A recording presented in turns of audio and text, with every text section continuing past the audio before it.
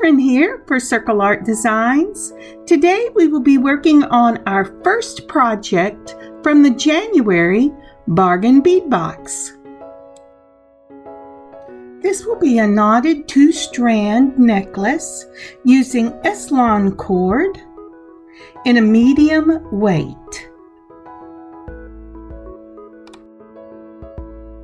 We will be using the 11.5 millimeter starburst pattern glass cylinder beads and the 8 millimeter Druzys agate electroplated round beads from the Bargain Bead Box. From my own stash, I will be using 2 silver clamshell ends for the cording. And although the beads are beautiful focal in themselves, I will be using this hand-beaded, handmade tile pendant. I did this myself, pendant and all. I will also be using some bead caps for the cylinder beads, and we will talk about what we're going to do with those later. And my S-Lon cord is in an Aegean blue. Pay no attention to that little green bead. We'll talk about it later. And for my own stash, I'll be using some 2 millimeter silver spacer beads.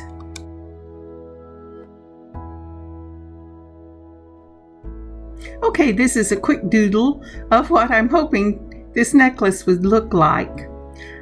I actually ended up making it asymmetrical. Here it all is, laid out on the mat and ready to go. Let's get started.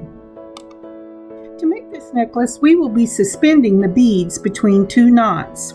So I decided how long I wanted to make my necklace, and then I doubled it because I wasn't sure how much I would use for the knots.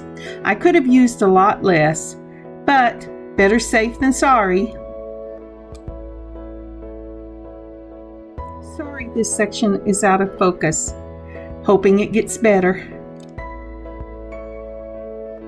The first clamshell is always the easiest to get on.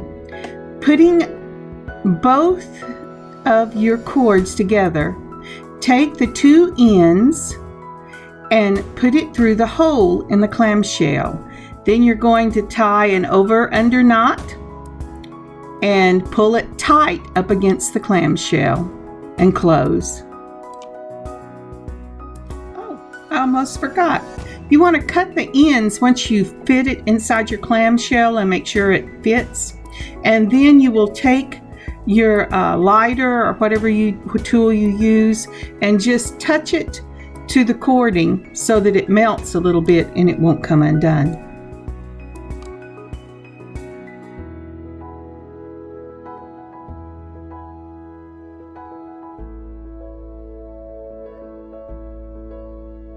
And now I'm going to pull the clamshell up and close it up right over that knot, and now we have a secure ending. We'll also want to make another knot right up against the back of that clamshell. Would you take a moment and like this video and subscribe to the channel? Leaving a comment would be great. Thank you so much. It really helps the channel, helps me.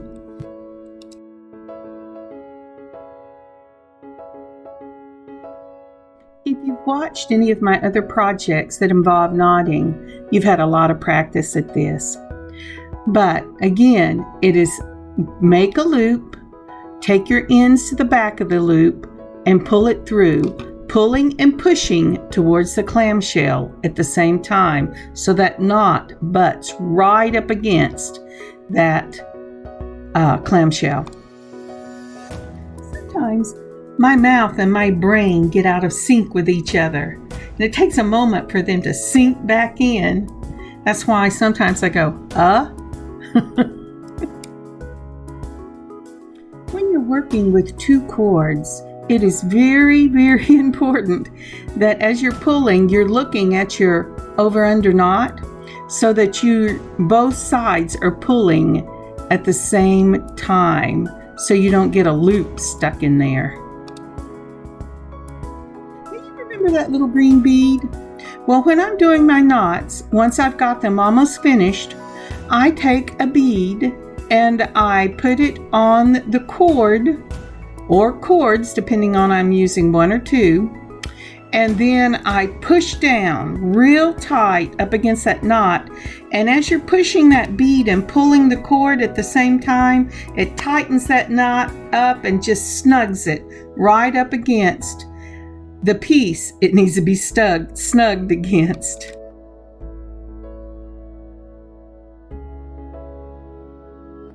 Okay, now it's time to start spacing our beads.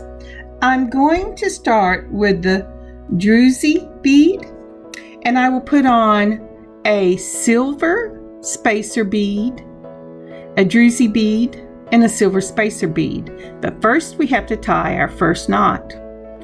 And that again is just crossing over your cord, going behind the circle and up through, and then holding your thumb where you want that first knot to be, pulling and pushing until it touches your thumb.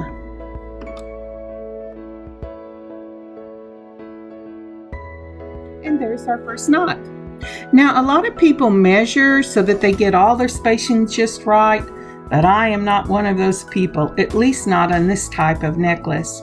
So I'll put my first bead and then I'll just kind of spot where I want the next one. But for this next one, we're going to put a silver, the Druzys bead, and a silver, and then knot.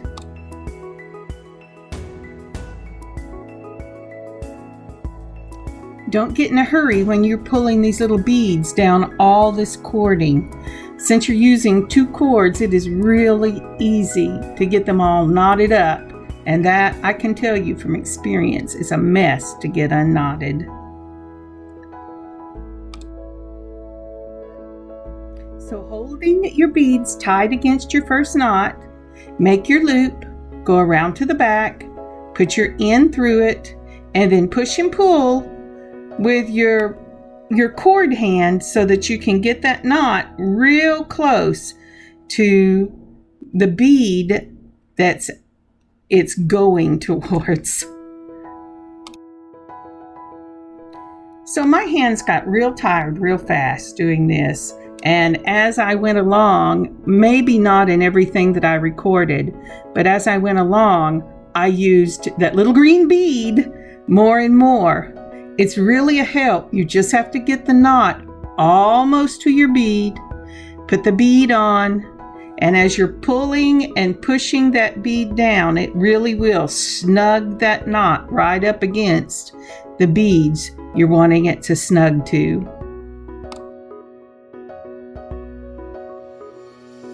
See what I mean? That's a miracle trick. At least that is for me.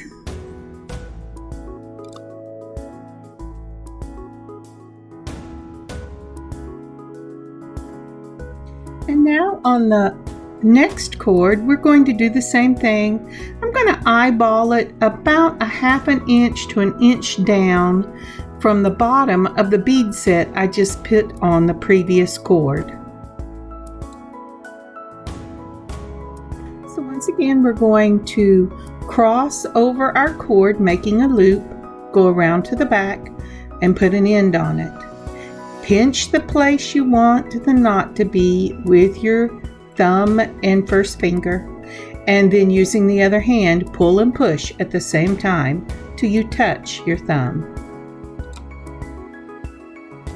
On this thin cord, I have placed mine on my mat this time and am pushing and pulling against my pointer finger with the cord on the mat.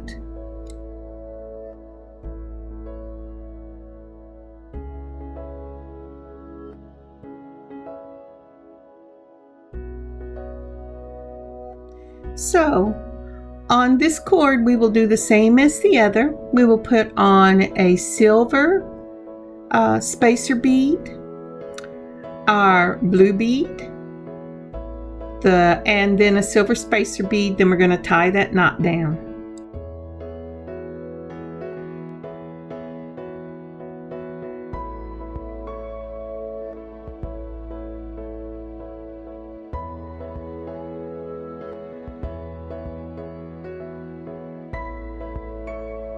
To tie the knot, cross over your cord, go around to the back of the circle, put your end through the circle, and then move the knot as you're pulling it tight towards the bead cluster.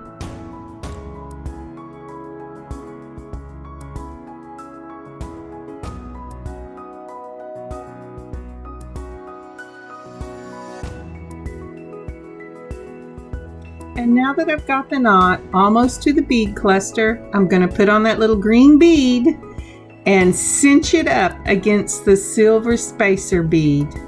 I am so glad to have learned this little trick.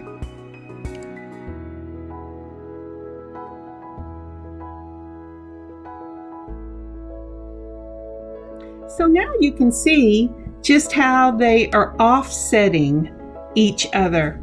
I really like that look, and when the necklace is finished, it just looks like they're hanging in space on this little cord, and it's wonderful.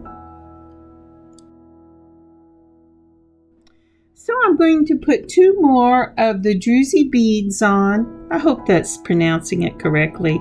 I looked it up on Google to see how to pronounce them. But anyway, I'm going to put the blue beads on, and we're going to do the same thing where we tie our knot, put on the silver, the blue, and the silver, and tie a knot again. I'm going to speed through this little section. So my total necklace, as I said before, is going to be 24 inches long. I've put on 4 of the Druzys beads, and now it's time for 1 of the glass barrel beads.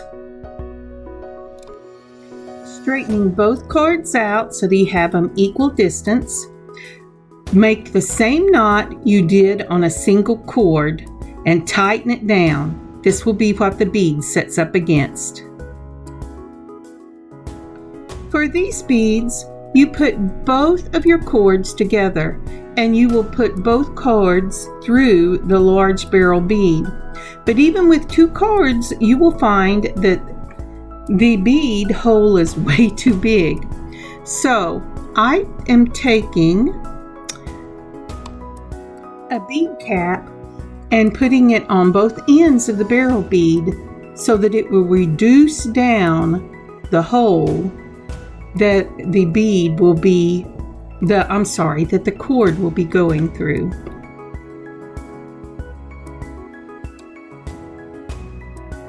These are your normal rounded bead caps. What I did was I took and mashed them down flat so that they would lay right up against the bead on both sides. Make sure you move this component all the way down to the knot, and then make sure your cords are straight before you loop them to tie the knot. This is really important, otherwise you get one side slightly bigger than the other. Again, when you are pulling 2 cords instead of just the one, do it very slowly, pulling on one side and then the other so that your loops stay together. Otherwise, you will get this lopsided extra loop in the middle of your knot.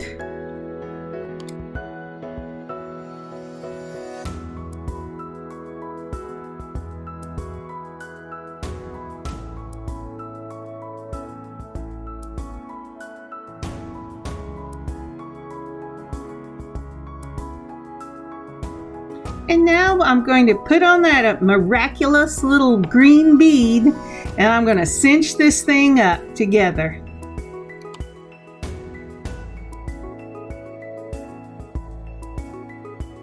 You know, I found this trick quite by accident. Well, really, are there any accidents?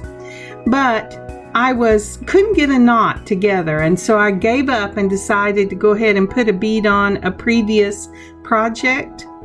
And when I pulled that bead down real tight, because I was a bit niffed, it cinched the bead knot right up against the bead, and I had been messing with that bead for at least 3 or 4 minutes. And this is what our barrel bead component should look like. Isn't that lovely?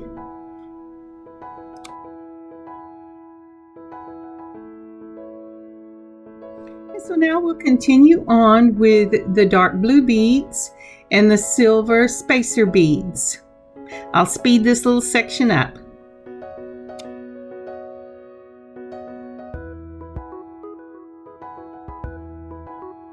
Remember, measure, eyeball it, measure, however you want to do it, where you want your next bead to go on your first cord.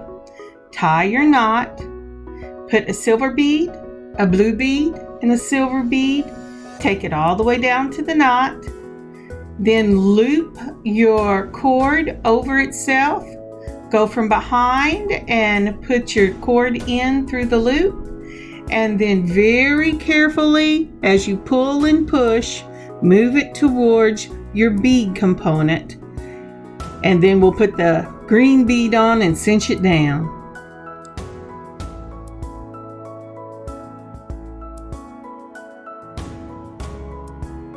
I've always thought that beaded, knotted necklaces and bracelets were just beautiful, but they look like a lot of hard work.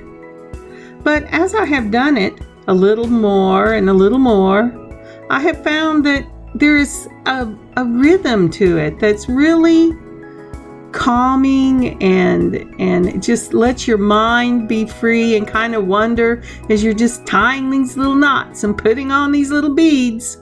It's a lot of fun. I guess what I'm saying is, if you find it hard now, just keep at it, because it's well worth the effort.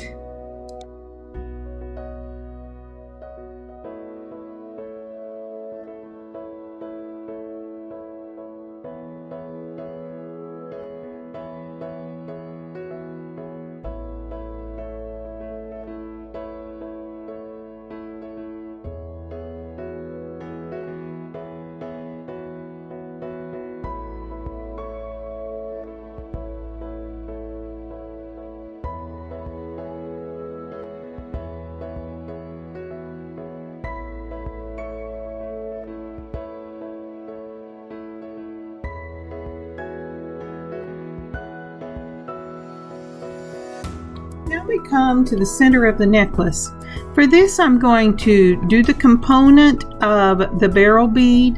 Then I'm going to separate my two cords. I'm going to put a spacer bead on each of the cords.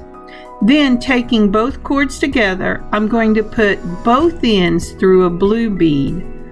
Put on my handmade pendant, and then another blue bead through both of them and the two spacers. I am not knotting between the two spacer beads in the blue bead, but I am knotting after the blue bead. So there's a knot between each of those blue beads where my pendant swings. I was going to do the same thing up the other side, but I just couldn't stand having one of those little barrel beads left. So I'm making this asymmetrical. And here is the design. I will put on two staggered blue bead components. Then I will do a barrel bead component, then two staggered, and then a barrel bead, and two staggered, and a barrel bead, ending with two staggered. For this next section, I'm going to speed it up. We've done all this on the first side, and it's just a continuation. I've only laid the pattern out just a little different. So I'm gonna move it on ahead, otherwise it's gonna be a long video. Lots of knots.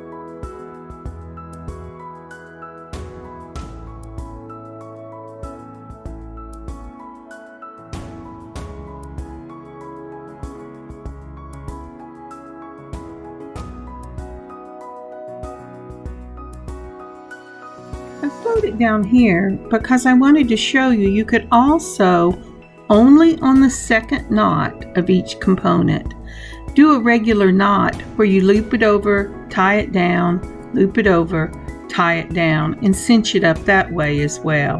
It's not as pretty, but it works.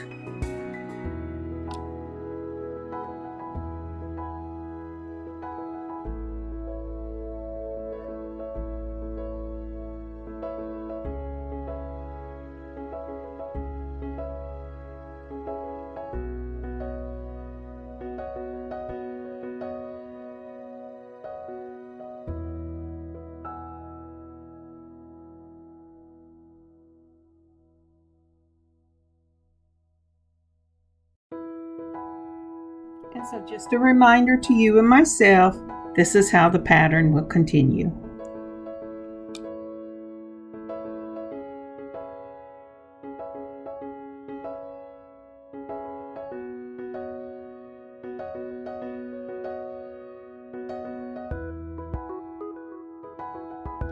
Okay, I finished stringing all the beads. I've tied it off with a knot so that I know exactly where my necklace is going to end. In other words, they're going to end the same length. Now I'm going to put on my clamshell. I'll put the 2 cords through the back of the clamshell and move it down, tying a knot, using the green bead to cinch it down really well, clip it, and close the clamshell.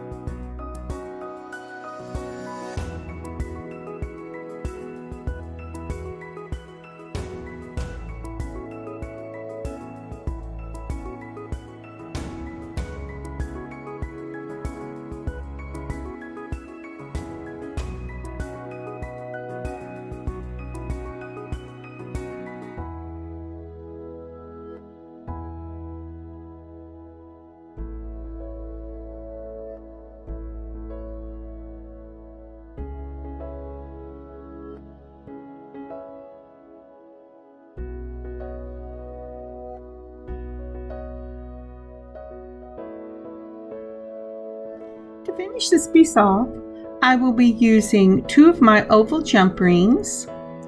I will be using a lobster claw clasp, and I'm putting a necklace extension on the back of this one. To open up the jump rings, take both pliers, hold it on either side, but only twist one wrist to open it, and then close it the same way.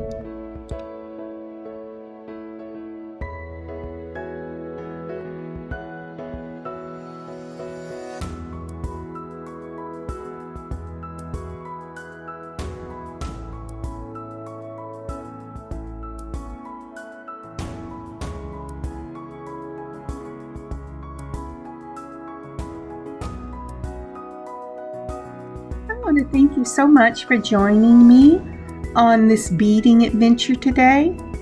I hope you have a wonderful day and a joyous time beading. Catherine, Circle Art Designs.